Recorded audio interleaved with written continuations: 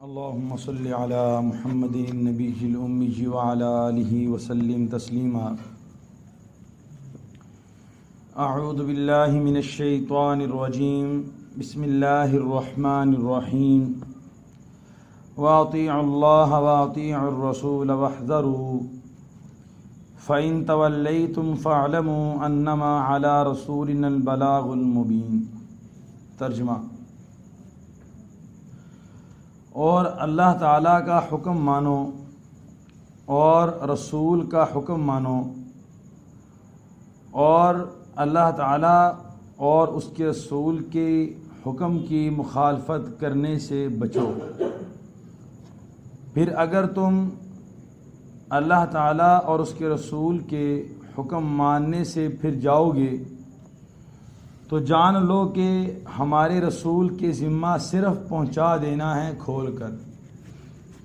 تو گزشتہ درس قرآن کے اندر پارہ شروع ہوا، اس میں جن حلال چیزوں کا تذکرہ تھا ان کا بیان کیا گیا، پھر چند حرام چیزوں کا تذکرہ کیا گیا. آج جو ہے اللہ تعالیٰ یہاں سے فرما رہے ہیں کہ اللہ اس کے رسول کی اطاعت کرنا ہی ضروری ہے. جو اللہ تعالیٰ اس کے رسول کی اطاعت کو اپنا شیوا بنا لے گا تو وہ ہر حرام سے دور ہو جائے گا اور ہر حلال کے قریب ہو جائے گا. آسان لفظوں کے اندر جو اللہ اس کے رسول کو اپنا امام بنا لے گا تو وہ جنت کے سیدھے راستے پر ہو جائے گا.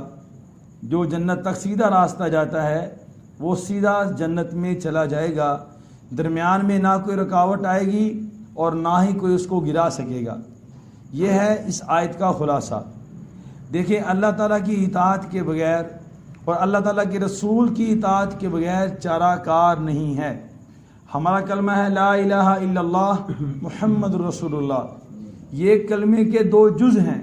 جب تک لا الہ الا اللہ پر مکمل یقین نہ ہو اور محمد رسول اللہ پہ مکمل یقین نہ ہو، جب تک ہم کامیاب نہیں ہو سکتے. جب تک لا الہ الا اللہ اور محمد رسول اللہ کی غلامی میں مکمل نہ آ جائیں، جب تک ہم کامل مسلمان ہو ہی نہیں سکتے. اللہ تعالیٰ کی اطاعت کیوں ضروری ہے؟ اس لیے کہ وہ ہمارے خالق حقیقی ہیں، ہمارے مالک حقیقی ہیں. اللہ رب العزت کی مرضی کے بغیر ہماری ایک سانس بھی نہیں چل سکتی. اللہ رب العزت کی مرضی کے بغیر ہم ایک آنکھ کو جھپک بھی نہیں سکتے. اللہ تعالیٰ کی مرضی کے بغیر ایک پتا بھی نہیں ہل سکتا. اللہ تعالیٰ کی مرضی کے بغیر ہمارے دل کی دھڑکن نہیں چل سکتی. اللہ تعالیٰ کی مرضی کے بغیر میرے ہاتھ نہیں پکڑ سکتے. اللہ تعالیٰ کی مرضی کے بغیر میرے کان نہیں سن سکتے. اللہ تعالیٰ کی مرضی کے بغیر میرے پاؤں نہیں چل سکتے. اللہ تعالیٰ کی مرضی کے بغیر میرا پورا کا پورا جسم جو ہے ورک نہیں کر سکتا. اس لیے اللہ تعالیٰ کی اطاعت ضروری ہے جو میرے سارے جسم کا مالک ہے. الم نجعل لہ عینین، اے میرے بندے ہم نے تیری آنکھوں کو بنایا ہے. ولسانہ و شفتین، ہم نے تیری زبان کو بنایا ہے، تیرے ہونٹوں کو بنایا ہے. لہذا اس مالک حقیقی کی بات کو ماننا وہ انتہائی ضروری ہے. اگر اللہ کی بات نہ مانے تو پھر کس کی بات ماننی ہے؟ کیا اور بھی کوئی ہے اللہ کے علاوہ؟ کیا اور بھی ہے کہ اللہ کے علاوہ معبود؟ کیا اور بھی کوئی ہے اللہ کے سوا پالنے والا؟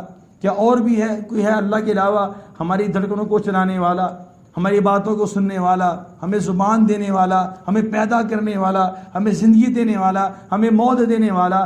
جواب آئے گا کہ اللہ کے علاوہ کوئی دنیا کے اندر ایسی طاقت نہیں ہے جو ہمیں نفع دے سکے یا ہمیں نقصان دے سکے، یا ہمیں موت دے سکے یا ہمیں زندگی دے سکے. اللہ کے علاوہ دنیا کے اندر کوئی پاور ایسی نہیں ہے، کسی کے ہاتھ میں اختیار نہیں ہے. اسی لیے حدیث پاک میں اللہ کے نبی نے فرمایا کہ اگر اے میرے صحابی، اگر تجھے ساری دنیا اکٹھی ہو کے نفع پہنچانا چاہے، تجھے نفع نہیں پہنچا سکتی. تجھے نفع صرف وہی پہنچے گا جو تیرے مقدر میں اللہ نے لکھ دیا ہے. اے میرے صحابی، ساری دنیا اکٹھی ہو جائے، جنات آ جائیں، انسان آ جائیں، سب لوگوں کو اکٹھا کر لو. اکٹھا کرنے کے بعد تجھے نقصان پہنچانا چاہے، تجھے نقصان نہیں پہنچا سکتے. صرف وہی نقصان ہوگا جو تیرے مقدر میں اللہ نے لکھ دیا ہے. اگر اللہ تجھے نفع پہنچانا چاہتے ہیں، چاہے تو سمندر کی تہ میں چلا جا، یا پہاڑ کی غار میں چلا جا، یا آسمان کی بلندیوں پہ چلا جا، تجھے اللہ کے نفع پہنچنے سے دنیا کا کوئی شخص بھی نہیں روک سکتا. اگر تجھے نقصان پہنچنا ہے تو جہاں جس مرضی کمرے کے اندر بند ہو جا، جس مرضی غار کے اندر بند ہو جا، جتنی مرضی فوج اکٹھی کر لے، تجھے یہ نقصان ہونا ہے تو وہ ہو کہے گا، تیرے اس ہونے کو کوئی نہیں ڈال سکتا۔ اس لیے اللہ کی اطاعت بہت ضروری ہے، اور اللہ کے نبی کی اطاعت تو اللہ تک پہنچنے کا واسطہ ہے۔ جو اللہ کے نبی کو نہیں پہچانتا وہ اللہ کے نبی کی اطاعت کیا کرے گا؟ کسی کی ماننے کے لیے پہچان ضروری ہے۔ ہمیں تو اپنے نبی کے ساتھ معرفت ہی نہیں ہے، جس نبی کے لیے اس دنیا کو بنایا گیا۔ صحابہ نے عرض کیا اللہ کے رسول متا وجبت لک النبوہ، اے اللہ کے نبی آپ کو نبوت کب ملی؟ تو جواب میں اللہ کے نبی وہ فرما سکتے تھے کہ 40 سال کی عمر میں غار ہرا میں، جواب دے سکتے تھے، لیکن فرمایا کہ اللہ تعالیٰ نے مجھے اس وقت نبی بنا دیا تھا کہ جب آدم علیہ السلام کا وجود بھی نہیں ہوا تھا۔ تو اس نبی کی اطاعت کیوں نہ کریں جس کی اقتداء میں امام بنایا ہمارے خاتم النبی حضرت محمد صلی اللہ علیہ وسلم کو، اور ان کی اقتداء میں جو مقتدی سارے انبیاء نے جس کی اقتداء میں نماز پڑھی وہ ہے جناب رسول اللہ صلی اللہ علیہ وسلم۔ جس کی امت میں نبیوں نے پیدا ہونے کی دعا کی اس نبی کا نام ہے حضرت محمد صلی اللہ علیہ وسلم۔ جس کی امت کو انبیاء جیسے فرائض عطا ہوئے اس نبی کا نام ہے حضرت محمد صلی اللہ علیہ وسلم۔ جس امت کو وہ اذکار اور وہ اعمال عطا ہوئے جو پہلی ہزار برس کی امتوں کو عطا کیے گئے اس نبی کا نام ہے حضرت محمد صلی اللہ علیہ وسلم۔ اس نبی کی شان کہ اس نبی کے چہرے کو بیان اللہ نے کیا، اس نبی کی زبان کا بیان اللہ نے کیا، اس نبی کے کان کا بیان اللہ نے کیا، اس نبی کے سینے کا بیان اللہ نے کیا۔ کسی بھی نبی کی پوری صورت کو سیرت کو اللہ تعالیٰ نے ایسا بیان نہیں کیا جیسا میرے نبی کی صورت اور سیرت کو اللہ تعالیٰ نے قرآن پاک میں بیان کیا۔ میرے نبی کے چہرے کا ذکر آتا ہے تو قرآن پاک گفتگو کرتا ہے والضحیٰ۔ میرے نبی کی زلفوں کا ذکر آتا ہے تو قرآن کہتا ہے واللیل۔ میرے نبی کی پیشانی کا ذکر آتا ہے تو قرآن کہتا ہے والقمر۔ میرے نبی کے سینے کا ذکر آتا ہے تو قرآن کہتا ہے الم نشرح لک صدرک۔ میرے نبی کے دانتوں کا ذکر آتا ہے تو قرآن کہتا ہے یاسین۔ میرے نبی کی رات کا ذکر آتا ہے قم اللیل الا قلیلا۔ میرے نبی کی کمری کا ذکر آتا ہے تو قرآن کہتا ہے یا ایھا المزمل۔ میرے نبی کے کمبل کا ذکر آتا ہے تو قرآن کہتا ہے یا ایھا المدثر۔ میرے نبی کی گفتگو کا ذکر آتا ہے وما ينطق عن الهوى ان هو الا وحی یوحى۔ میرے نبی کے کردار کا ذکر آتا ہے تو قرآن کہتا ہے لقد كان لكم في رسول الله اسوة حسنہ۔ میرے نبی کی رحمت کا ذکر آتا ہے تو قرآن کہتا ہے وما ارسلناک الا رحمۃ للعالمین۔ میرے نبی کی غار کا ذکر آتا ہے تو قرآن کہتا ہے اذ ہما فی الغار۔ میرے نبی کے یار کا ذکر آتا ہے تو قرآن کہتا ہے لصاحبہ لا تحزن ان اللہ معنا۔ جب اللہ کے نبی صلی اللہ علیہ وسلم کے ساتھ حضرت ابوبکر صدیق رضی اللہ تعالیٰ غار ثور میں چھپے ہوئے تھے اور پیچھے سے سارے مشرکین مکہ پیچھا کرتے ہوئے آ رہے تھے تو حضرت ابوبکر صدیق نے عرض کیا اللہ کے رسول اب ہمیں کون بچائے گا؟ نیچے سے سارا نظر آ رہا تھا لیکن تھوڑی سی رکاوٹ تھی اوپر چھپنے کے لیے، تو وہاں پر جا کے کھڑے ہو گئے تو کہا کہ ابوبکر صدیق لا تحزن ان اللہ معنا، آپ غم نہ کیجیے اللہ تعالیٰ ہمارے ساتھ ہے۔ جس نبی کے یار کا ذکر اللہ تعالیٰ قرآن پاک میں کرتے ہیں، جس نبی کے کردار کا ذکر قرآن پاک میں کرتے ہیں، جس نبی کی رحمت کا ذکر قرآن پاک میں کرتے ہیں، وہ نبی کتنے عظیم ہوں گے۔ ہزاری فرماتے ہیں میں اللہ کے نبی صلی اللہ علیہ وسلم کے ساتھ ایک دفعہ مکہ کی وادی میں نکلا فمستقبلہ جبل ولا شجر الا وهو یقول السلام علیک یا رسول اللہ۔ اللہ کے نبی صلی اللہ علیہ وسلم جس پتھر کے پاس سے گزرتے، جس درخت کے پاس سے گزرتے وہ کہتا السلام علیکم، اے اللہ کے نبی آپ کو سلام ہو، اے اللہ کے نبی آپ کو سلام ہو۔ ابو جہل جو ہے پتھر اپنی مٹھی کے اندر کنگیاں لے کر آیا، کہا بھتیجے یہ میری مٹھی میں کیا ہے؟ اللہ کے نبی فرمایا میں بتاؤں یا تیری مٹھی میں جو ہے وہ بتائے؟ کہا جو میری مٹھی میں ہے وہ بتائے۔ تو کنکریاں بول پڑی کہ اشہد ان لا الہ الا اللہ واشہد ان محمد رسول اللہ۔ اتنے بڑے عظیم نبی اللہ تعالیٰ نے ہمیں عطا کیے۔ حضرت انس فرماتے ہیں اللہ کے نبی صلی اللہ علیہ وسلم ہمارے گھر تشریف لائے اور دوپہر کو کیرولا کے لیے سو گئے، لیٹ گئے، تو اللہ کے نبی صلی اللہ علیہ وسلم کو گرمی کی وجہ سے پسینہ آنا شروع ہو گیا۔ ان کی والدہ خوشبوؤں کا کاروبار کرتی تھیں، خوشبوئیں بنا کر بازار میں بیچتی تھیں۔ تو اللہ کے نبی سو گئے، اللہ کے نبی کو پسینہ آ گیا، پسینہ آ گیا تو ان کی والدہ نے پسینہ اپنے ہاتھ کے ساتھ یوں کر کے شیشی بننی شروع کر دی۔ جب شیشی بننی شروع کی تو اللہ کے نبی صلی اللہ علیہ وسلم کی آنکھ کھل گئی، فرمایا کہ یہ تم کیا کر رہی ہو؟ ان کی والدہ سے خطاب کیا، یہ تم کیا کر رہی ہو؟ فرمایا اللہ کے نبی آپ کی پسینے میں جو خوشبو ہے ایسی خوشبو ہمارے پاس ہے ہی نہیں ہے، اس کو ہم محفوظ کر لیں گے۔ اللہ کے نبی صلی اللہ علیہ وسلم کے جسم سے کبھی بھی بدبو نہیں آئی۔ اللہ کے نبی صلی اللہ علیہ وسلم جس راستے سے گزر جاتے تھے وہ راستہ مہک جاتا تھا۔ اللہ کے نبی جس گلی سے گزر جاتے تھے تو وہاں سے گزرنے والا شخص یہ محسوس کر لیتا تھا کہ یہاں سے امام الانبیاء گزر کے گئے۔ اتنے بڑے نبی، اللہ کے نبی صلی اللہ علیہ وسلم اللہ تعالیٰ کے آخری نبی ہیں، اور ان کی قیادت، ان کو اللہ تعالیٰ نے ہماری قیادت سونپی ہے۔ اللہ کے نبی نے ہمارے سب سے بڑے قائد ہیں۔ اللہ کے نبی سے بڑا دنیا کے اندر کوئی قائد بھی نہیں ہے، کوئی قائد نہیں ہے۔ اللہ کے نبی دنیا میں زندہ تھے تب بھی ہمارے لیے باعث رحمت تھے۔ آپ اگر دنیا سے چلے گئے ہیں، روپوش ہو گئے، اب بھی ہمارے لیے باعث رحمت ہیں۔ اللہ کے نبی یہ نہیں کہ وہ چلے گئے تو ہماری رحمت ساتھ لے گئے، نہ، وما ارسلناک الا رحمۃ للعالمین، آپ کو سارے جہانوں کے لیے رحمت بنا دیا۔ چاہے آپ موجود ہیں تب بھی رحمت ہے، آپ دنیا سے پردہ فرما گئے تب بھی رحمت ہے۔ امام حتمی رحمۃ اللہ علیہ فرماتے ہیں میں اللہ کے نبی صلی اللہ علیہ وسلم کی زیارت کے لیے اللہ کے نبی کی قبر پر گیا، اللہ کے نبی کی زیارت کر کے وہاں سائڈ میں بیٹھ گیا۔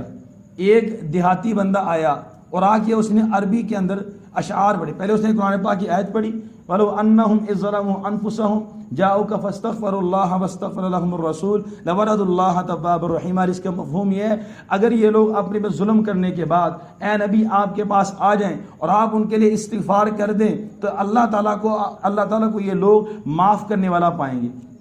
مفسرین نے لکھا ہے کہ یہ آیت جو ہے اللہ کے نبی صلی اللہ علیہ وسلم کی زندگی کے لیے بھی ہے اور وفات ہونے کے بعد بھی ہے۔ اگر اللہ کے نبی کی موجودگی میں کوئی آیا تو اللہ کے نبی نے اس کے سفارش کی، اللہ تعالیٰ سے استغفار کی، اللہ تعالیٰ نے اس کے گناہوں کو معاف فرما دیا۔ آج بھی اگر کوئی بندہ روزے پہ جاتا ہے اور وہاں تک یہ دعا کرتا ہے کہ اے اللہ کے نبی میں آپ کے پاس آیا ہوں، آپ اللہ سے میری سفارش کر دیں، ہمارا مسلمانوں کا یہ عقیدہ ہے اللہ کے نبی صلی اللہ علیہ وسلم اپنی قبر میں زندہ ہے، تو اللہ کے نبی سنتے ہیں اور سفارش کرتے ہیں۔ یہ واقعہ اس کی دلیل تو کہتے ہیں، امام حتمی کہتے ہیں کہ وہ بدو آیا، اس نے آگے آیت پڑھی، اس نے کہا کہ جب زندہ تھے تو ہم آپ کے پاس آتے تھے، اب تو آپ زندہ نہیں ہیں، تو رونے لگا ہمارے اللہ سے سفارش کر دیں۔ اس کے بعد اس نے شعر پڑھے، یا خیر من دفنت بالقاء آدم ہو، جتنے لوگ دنیا میں فوت ہو چکے ہیں سب سے بہترین شخص جو زمین میں دفن کیا گیا وہ آپ ہیں۔ یا خیر من دفنت بالقاء آدم ہو فطاب من طیبہن القاع ولکم، جن کی ہڈیوں نے زمین میں دفن ہونے کے بعد ساری زمین کو خوشبودار کر دیا۔ زندہ تھے تو زمین پہ خوشبو ہی خوشبو، اگر فوت ہو گئے تو پھر بھی زمین میں خوشبو ہی خوشبو۔ یا خیر من دفنت بالقاء آدمہ فطاب من طیبہن القاع ولکم نفس الفداء لقبر انت ساکن ہو، اے میرے نبی میری جان آپ کی قبر پہ فدا ہو جائے جس پہ آپ آرام کر رہے ہیں۔ کیسے اس نے جو ہے وہ جذبات کے ساتھ شعر پڑھے، نفس الفداء لقبر انت ساکن ہو فیہ العفاء وفیہ الجود والکرم، اس قبر کے اندر پاک دامنی چھپی ہوئی ہے، اس میں جود و سخاوت چھپی ہوئی ہے۔ اللہ کے نبی سے خطاب کیا، اس قبر میں تو سخاوت والا رہتا ہے، پاک دامنی والا رہتا ہے۔ کہتے ہیں انت الشفیع الذی ترجا شفاعتہ، آپ ہی کے پاس تو ہم آئے ہیں سفارش، اپنی سفارش لے کے، آپ بھی تو سفارش کرنے والے ہیں اور آپ کی سفارش ایسی ہے جو سفارش قبول ہوتی ہے۔ انت الشفیع الذی ترجا شفاعتہ علی الصراط ما زلت القدم، اور اس دن کی سفارش بھی قبول ہے جب ہم پل صراط پہ کھڑے ہوں گے، اللہ تعالیٰ آپ کی سفارش کو قبول کر کے ہمارا بیڑا پار کر دیں گے۔ ایسے ہی ہوگا۔ اللہ بھی فرماتے ہیں کہ میں کل قیامت کے دن میں، بخاری شریف کی روایت ہے، میں اللہ کے سامنے سجدہ کروں گا اور ایسا لمبا سجدہ کروں گا، ایسا لمبا سجدہ کروں گا، مجھے بھی نہیں پتا کہ کتنا لمبا سجدہ کروں گا، اور ایسی اللہ کی تعریف کروں گا، ایسی اللہ کی تعریف کروں گا، مجھے بھی نہیں پتا کہ میں کیا تعریف کروں گا۔ اللہ تعالیٰ فرمائیں گے یا محمد ارفع رأسک، اے نبی اپنے سر کو اٹھائیے، اشفع تو شفع، سفارش کریں، آپ کی سفارش کو قبول کیا جائے گا۔ بتائیں کیا کرنا ہے، کریں وصاحبک لا انساہما ابدا، آپ کے دو ساتھی آپ کے ساتھ دفن ہیں، منی السلام علیکم ما جرى القلم، جب تک لکھنے والے کا قلم چلتا رہے، یعنی قیامت تک آپ سب پہ اللہ کی رحمت رہے۔ یہ شعر کہنے کے بعد وہ رونے لگا تو ان کی آنکھ لگی امام حتمی کی، اللہ کے نبی صلی اللہ علیہ وسلم کی خواب میں زیارت ہوئی، فرمایا تبھی اٹھو، اس بندے کو اٹھ کے بشارت دے دو کہ اللہ تعالیٰ نے اس کے سارے گناہ معاف کر دیے۔ اللہ کے نبی دنیا میں تھے تب بھی ہمارے لیے باعث رحمت ہے، اگر انتقال ہو گیا اللہ کے نبی سے بڑھ کے کسی کا واسطہ ہو سکتا ہے، اللہ کے نبی سے بڑھ کے کسی کا کوئی واسطہ نہیں ہے، نہ کوئی وسیلہ ہے، نہ کسی ولی کا، نہ کسی اور کا۔ اللہ کے نبی صلی اللہ علیہ وسلم سب سے بڑا اگر وسیلہ کسی کا قبول ہے تو اللہ کے نبی صلی اللہ علیہ وسلم کا ہے. کبھی آپ نے دعا میں اللہ کے نبی کا وسیلہ دے کے دیکھیں, دعا قبول نہ ہو پھر کیا نا. کبھی ہم نے اپنی دعا کے اندر اللہ کے نبی کا وسیلہ دیا. ایسی رحمت و ببرکت والی ذات, ودانہ سبل ختم الرسول مولائے کو لسنے غبار اللہ کو بخشا فروغ وادی سینہ, نگاہ عشق و مستی میں وہی اول وہی آخر وہی قرآن وہی فرقان وہی یاسین وہی طٰہٰ. اللہ کے نبی صلی اللہ علیہ وسلم کی زندگی ہمارے پاس, یہ کردار. تھوڑی میں نے گفتگو اس لیے لمبی کر دی, آگے ربیع الاول آ رہا ہے. ہم نے ربیع الاول میں کرنا کیا ہے؟ اللہ کے نبی کی زندگی کو پنانا. پورا سال والا ربیع الاول ہے, پورا سال ربیع الاول ہے. اس لیے میں گفتگو نہیں کر رہا کہ خالی ہے. ہم صرف 10 دن کے اندر منائے, ایک دن میں منائے, اس کا کوئی کمال نہیں ہے. ہم نے پوری زندگی منانا ہے اللہ کے نبی صلی اللہ علیہ وسلم کی زندگی کو, پوری زندگی مزے لینے اللہ کے نبی صلی اللہ علیہ وسلم کی زندگی کے. یہ اللہ کے نبی کا ہمارے لیے ایک پیغام ہے. ساری صفات اور سارے نبیوں میں جمع تھی, وہ ایک ہمارے نبی کے اندر جمع ہے. لکل نبی فی الانام فضیلۃ وجملتها مجموعۃ لمحمد. جو صفات سارے انبیاء کے اندر تھی وہ میرے نبی صلی اللہ علیہ وسلم کے اندر جمع ہے. جب سارے نبیوں کی صفات میرے نبی میں جمع ہے تو پھر ہمارے لیے اپنے نبی کا اتباع کرنا کیوں مشکل ہے؟ اپنے نبی کی زندگی کو اپنانا کیوں مشکل ہے؟ میرے دوستو, یہ سوچنے کی بات ہے. فرمایا لا یؤمن احدکم حتی اکون احب الیہ من ولدہ ووالدہ والناس اجمعین.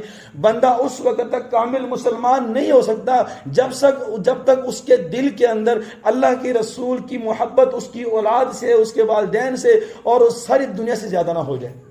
لا یؤمن احدکم حتی یکون ہواہ تبعا لما جئت بہ. اس وقت تک بندہ کامل مسلمان ہو ہی نہیں سکتا جب تک اس کی خواہش اللہ کے نبی کے دین کے تابع نہ ہو جائے.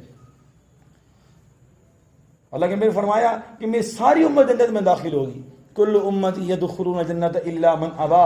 اے میرے صحابہ, میری ساری امت جنت میں داخل ہوگی, لیکن اگر کسی نے انکار کر دیا. قیل من یابا یا رسول اللہ, اے اللہ کے نبی کون جو ہے جنت میں داخل ہونے سے انکار کرے گا؟ فرمایا من اطاعنی دخل الجنہ. جو میری اطاعت کرے گا جنت میں داخل ہوگا. اور من عصانی فقد ابا. جو میری نافرمانی کرے گا اسے جنت میں جانے سے انکار کر دیا.